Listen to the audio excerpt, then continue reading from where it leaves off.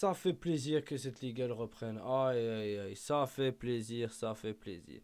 Salutations à tous, c'est Boateng. Alors voilà, on se retrouve pour un nouveau débrief. Un débrief spécial Liga, bien évidemment, parce que le Barça a enfin repris sa saison. Le Barça qui commence enfin sa saison 2025-2026 avec son premier match de Liga. Le Barça était opposé à Majorque. Le Barça qui se rendait à Majorque, bien évidemment, qui jouait à l'extérieur pour ses premiers matchs pour éviter de jouer au Camp Nou ou à Montjuic pour les premières rencontres. Enfin bref, vous connaissez déjà tout ce qui entoure le cri enfin tout ce qui entoure, on va dire, tout le contexte du terrain et du stade du FC Barcelone.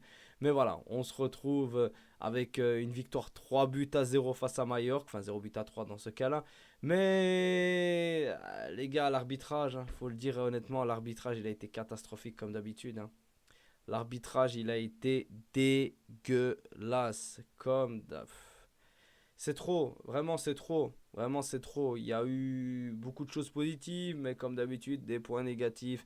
Et ça, c'est un peu plus complexe et qui m'inquiète déjà pour ce début de saison. Mais bon, on en reviendra par la suite. On va peut-être d'abord énoncer un peu la compo qui avait été proposée par Hansi Flick. On avait Juan Garcia au goal, à gauche Baldé bien évidemment, en défense centrale Koubarsi et Araujo bien évidemment parce qu'Araujo est le capitaine du Barça à l'heure actuelle vu que Ter Stegen est blessé et que Inigo Martinez s'en est allé et que voilà c'est lui le patron de cette défense. À droite on avait étonnamment Eric Garcia sur Mokoundé qui revenait de blessure ou qui avait besoin d'un peu plus de repos même s'il a joué en seconde mi-temps.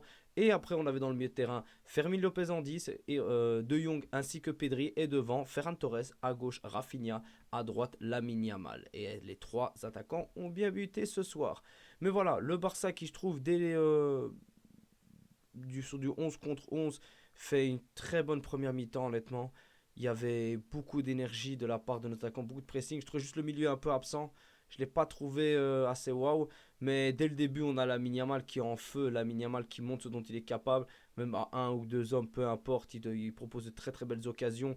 Et directement, il te met un centre incroyable pour Rafinha. Rafinha qui met une belle tête et qui ouvre déjà son compteur. J'étais un peu inquiet pour Rafinha dire est-ce qu'il serait présent ou pas pour cette saison. Est-ce que voilà, c'était pas un sur-régime qu'il avait sur la saison 2024-2025 et pour la saison 2025-2026, ce serait beaucoup plus compliqué pour lui. Non, tout le contraire, il commence assez bien la saison. Un but, un très beau but de la tête, honnêtement, il la prend bien, il laisse la balle rebondir et met la tête directement à la Yamal qui... Les gars, moi je suis désolé, les gars, je vais parler directement de lui, je suis désolé, mais c'est le ballon d'or. C'est le ballon d'or.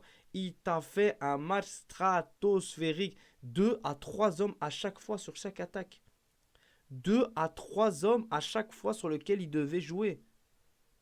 Et il passait. De temps en temps, il y avait le troisième qui arrivait à lui prendre la balle ou le deuxième, mais c'est trop. Ce gamin, c'est trop.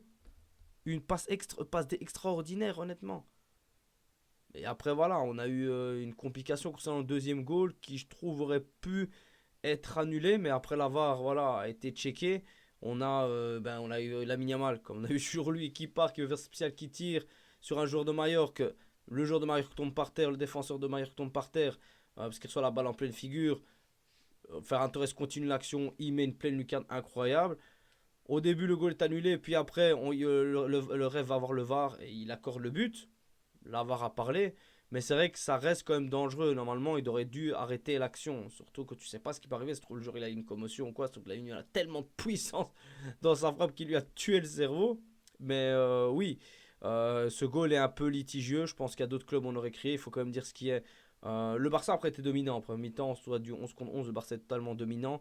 Mais à ce moment-là, voilà, on se demande pourquoi le ref n'a pas stoppé l'action. Après, il s'est dit voilà, sachant que je n'ai pas arrêté l'action, je devais continuer. Donc il n'y avait aucune légitimité que d'annuler ce goal. 2 buts à 0 pour le Barça. Le Barça est installé dans son match. Et on a une rouge après côté Mallorca. Mais surtout, on a une inquiétude parce que directement après, on a une phase litigieuse où on a Rafinha qui arrive les deux pieds par derrière, qui fait un ciseau. Je pense pour moi qu'il glisse, qui joue mal son action. Enfin, l'action, il la juge très très mal, son intervention. Mais le problème, c'est que ça doit être rouge tous les jours. Un autre jour, j'aurais crié au scandale si c'était pas rouge. Donc je vais aussi insister pour dire que c'est un scandale. Enfin, un scandale. Oui, on peut dire que c'est un scandale que Rafinha n'ait pas eu carton rouge, malheureusement, mais c'était involontaire. Et je pense que c'est ce qui s'est passé. C'est pour ça qu'ils n'ont pas été voir la VAR en disant voilà, il glisse, c'est pas volontaire, il voulait pas Ouais, voilà, il voulait pas lui faire de mal, mais bon, on s'en fout qu'il voulait pas lui faire de mal ou pas. Il aurait pu lui faire très très mal, ça peut être très très dangereux. Mais après, Namouike qui fait une faute très très idiote sur Juan Garcia où il part en profondeur. Juan Garcia fait une bonne sortie. Lui, il lève le pied beaucoup trop haut en espérant pouvoir toucher la balle, mais il touche la tête de Juan Garcia, c'est rouge directement. Le gardien est prioritaire, c'est jeu hyper dangereux, tu n'as pas la balle, c'est rouge direct. Donc on a Mallorca qui se retrouve à 9, le Barça à 11, et à ce moment-là, le Barça est pitoyable. Je le dis, pour moi, le Barça a été pitoyable, honnêtement. Le Barça a foiré toutes ses actions individuelles côté offensif. Le nombre d'actions qu'on a gâchées, honnêtement, c'est n'importe quoi. On aurait dû les tuer 10-0. On gagne, 3 points très précieux, on va pas s'en plaindre, mais on aurait dû les tuer. Je suis désolé, on aurait dû les tuer. Et on a limite, on jouait mieux à 11 contre 11 que 11 contre 9. Oui, c'est vrai, c'est toujours compliqué de se dire, voilà, les équipes jouent à 9, elles défendent énormément, nanana, mais c'est faux. À un moment, ils ont pressé énormément de notre côté, où tu avais, le gardien de Mallorca qui s'est retrouvé seul face avec un pressing de Ferran Torres. Ferran Torres qui a fait un très très bon match, franchement, qui a bien pressé. Il en rate une belle, mais on lui entendra pas rigueur. Et voilà.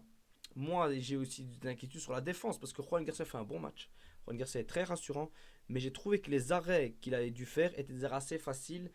Pas facile, facile, mais c'était sur lui. Il n'a pas dû faire des arrêts extraordinaires, mais je pense que, enfin, pas je pense, je suis sûr, Ter Stegen, lui par exemple, les aurait encaissés. Mais c'est pas ça qui m'inquiète. Moi, ce qui m'inquiète, c'est de me dire comment il y a pu avoir autant d'actions offensives pour Mallorca. Comment Mallorca a pu nous faire aussi peur, honnêtement. C'est juste ça. Et cette défense, moi, elle m'est très très peu rassurante. On a été très facile, c'était du 9 contre 11 à la 47e. Mais à un moment, il faudrait être plus tueur. Et la Yamal, lui, le montre. Mais après, j'ai vu des belles choses. Hein. Pedri a tenté, Fermin Lopez a tenté, Ferran a tenté, Rafinha a tenté. Et la Yamal a tenté, et la Yamal a marqué.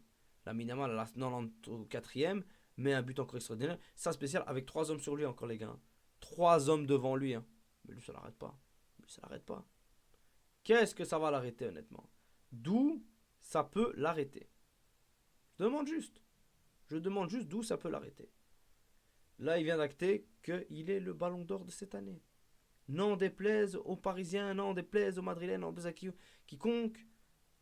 Il t'a fait un match du tonnerre. Et encore, il emplit ses stats. Une passe D, un but.